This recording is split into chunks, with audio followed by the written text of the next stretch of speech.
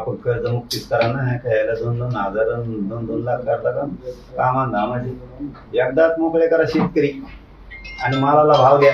काहीच गरज नाही पुन्हा शेतकऱ्याला कशाची. सरळ सरळ स्पष्ट काम करा.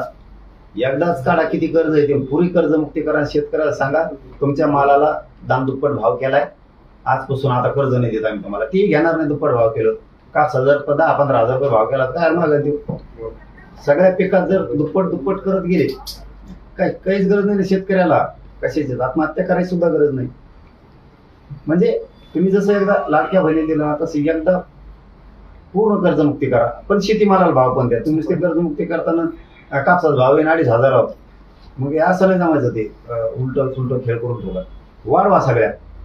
शेतकरी जगितोय देशाला, जमा शेतकऱ्याला सुद्धा करायलाच पाहिजे.